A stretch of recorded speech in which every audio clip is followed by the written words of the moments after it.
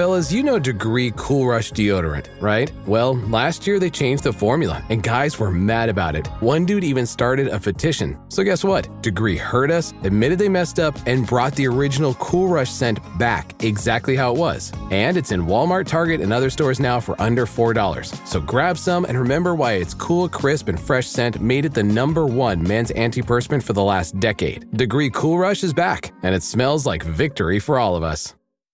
Auto insurance can all seem the same until it comes time to use it. So don't get stuck paying more for less coverage. Switch to USAA Auto Insurance and you could start saving money in no time. Get a quote today. Restrictions apply. USAA. Hilton brings you new ways to stay with experiences that let you capture the glory days. Introducing the Graduate Hotels. Each inspired by local college towns, these stays are always original and never boring. Get in touch with traditions all across the country and enjoy a stay that's a class above the rest. Book at Graduate Hotels with Hilton Honors Points at Hilton.com. It's a win-win. Hilton, for the stay. From the Fifth Quarter Studios in Madison, Wisconsin, you are listening to High School Hoops with our hosts, Steve Collins and Jake Steger. Hey, everybody. Welcome to High School Hoops, episode 45. Jake and I are pretty excited. We're going to talk about team mission statements and mantra and all that kind of stuff. I love this kind of stuff. I think this can make the difference between having a good team and an average team or a great team. But before we dive into that, two things. First of all, people over at Dr. Dish have been really good to us. They've been the sponsors of this podcast and also Coach Unplugged. Make sure you go over and check them out. Make sure you mention High School Hoops for Coach Unplugged. They'll give you $300 off. Also, I'm asking you, I would like to take my wife out to dinner. Maybe bring the kids along. High School Hoops and Coach Unplugged really don't bring any revenue in. The way you can help us out is by going and joining teachhoops.com for coaches who want to get better. You go buy one DVD, you go buy one resource, it's going to cost you $50. As of the time that I'm posting this, it's still $29.95. It's going to probably be changing or $99. But what you get with that is you get service. You'll get me responding to your emails. You'll get our community. You'll get, hundreds and thousands of hours of video and handouts and printouts and things are going all.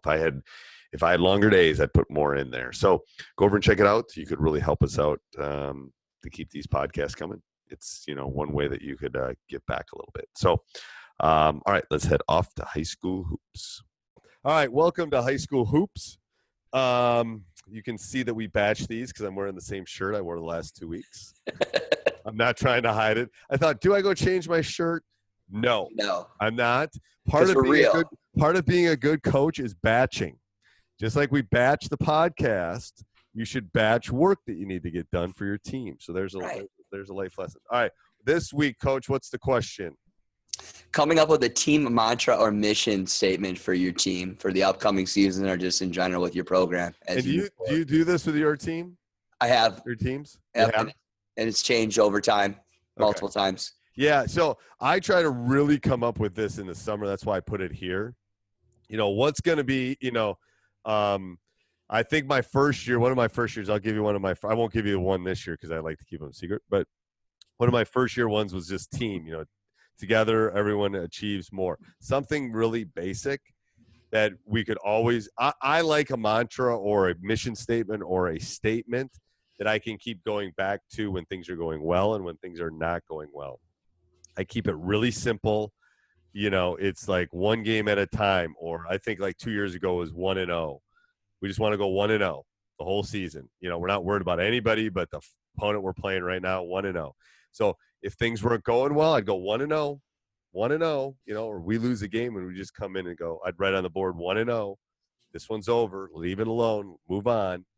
So you got to that's where the summer I think is really important because you got to kind of read your group. What does your group this upcoming season need from you to be successful? Some need a nice little swift kick. Some need a nice arm around, nice hug. Some need, praise, whatever it is. And then that you got to try to build your mission statement or your mantra around that? What's your thought, Right. Coach? Yeah, after a while, like I came up with my own little like a fist analogy, and then I had like certain words like diligence, intelligence. There are 5 words. I have to go back and look, but I would always just hold my fist up, and that was kind of a symbol of our team, no matter what season it was or what year it was. And then every year I kind of developed some type of slogan or something that kind of fit that team for that season, whether it was all business. Like if I had a pretty good group coming in, like a good senior league group, I might say we're all business. We're all, you know, we're all here. Let's be professionals. Let's go take care of business tonight, kind of thing. You know, if I felt we weren't going to be very strong offensively, you know, one year I really dive into some defense, defend to the end, kind of thing. It's just kind of something that strengthens what would be kind of that team's strength that they could buy into the entire season. Yeah, I like that. I like that a lot. Yeah, you got to read the group. Some groups you got to pick a strength, and some groups you got to pick a weakness. Right. So, you know, some of my great teams, I would have never told them they were good ever. Like, no, literally, you want to put them in your place. I ever complimented them ever, because, and they laugh about it now, but it's like I would like literally Wesley would like me saying something good to them was like, whoa, because that's not what they needed, you know, because everyone else in the world was telling them all these great things, and I needed to be the bad. Now, I've had teams recently where I got to be the good cop kind of thing. It's like, you can do this, and you're great shooters, and blah, blah, blah. So you got to kind of read into your group, I think, is really important. And there's so many mantras out there, but you just can't pick one just because it looks really great. Yes. Or that this is what Duke does. This is what, you know, it doesn't, you don't have kids that are Duke players now.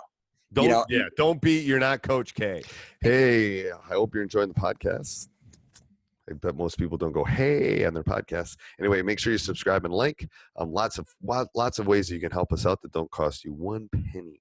You can subscribe and like and leave a review. We really do appreciate those. Here, you can do that on YouTube.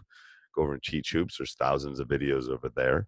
You can use our Amazon link down below, www.teachhoops.com/Amazon. So anytime you do any shopping, especially if you're listening to this over Christmas, we get a small little commission, and it doesn't cost you anything else. Doesn't cost anybody anything other than Amazon, I guess. And then helps us with our hosting fees. And then if you really want to help us out, you come over and join teachhoops.com for coaches who want to get better. You know, I am here to help. I'm here to serve. One of the reasons I got into coaching was help kids, help other players, help coaches. You know, there's no hidden agenda here. You know, we're not playing, but I have been through it. I have coached at every level. I've done those youth tournaments. I've done, you know, won multiple state titles. I know what you're going through. Trust me. And I can help. So let me know in any way if I can do that. And let's get back to the podcast. Okay. And kids can see that. Kids can see that you're trying to take something that's not yours, make it your own. You know, I thought it was really cool when I did the fist thing, and every kid in the program had the fist and they knew about it. It was ours. Nobody else. You know, I got the idea of a fist, like play like a fist from Coach K, but I kind of made it my own. You know, right. I mean, as basketball coaches, just like teachers, we take things from other people all the time. But it's what you do. You know, it's about you don't reinvent the wheel. Just make it something part of your program. Take something and then build what you think is best suited for your group. Right. And I'm going to tell you this year, I'm using like a song from my era, basically. And I'll eventually, maybe at some point in the season, kind of go over it, but I really kind of want to save it for this group. But there's a couple songs out there, but there's definitely one for mine.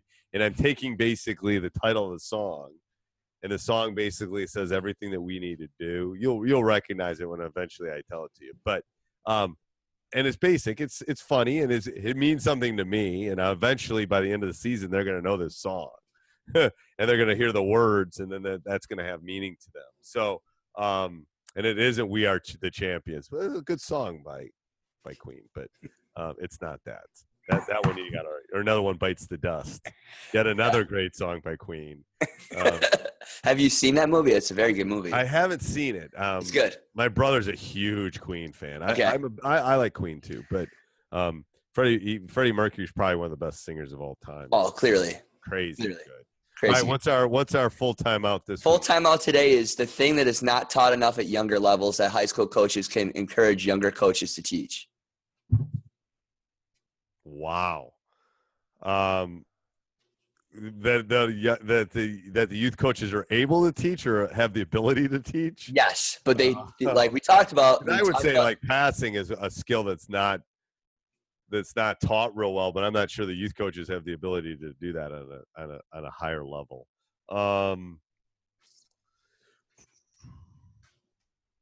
I would say the ability to do things without the ball would be a skill that I would say that the youth coaches could work on. Skill. Okay, mine's footwork.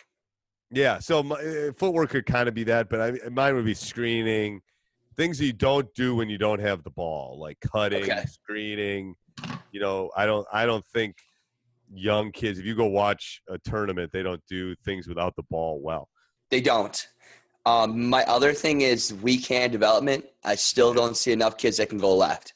They still can't go left. They can't go left. They can't go left with any threat. Yes. So, like, if we could get all kids to have good footwork and go left, man, basketball would be a lot nicer in high school. But what you talk about, too, is moving off the ball. Man, that would be a lot nicer to do as well. Yeah, just teaching that is not the easiest thing in the world. No, it's a little bit easier to work on weak hand development and footwork at younger coaches. Yeah.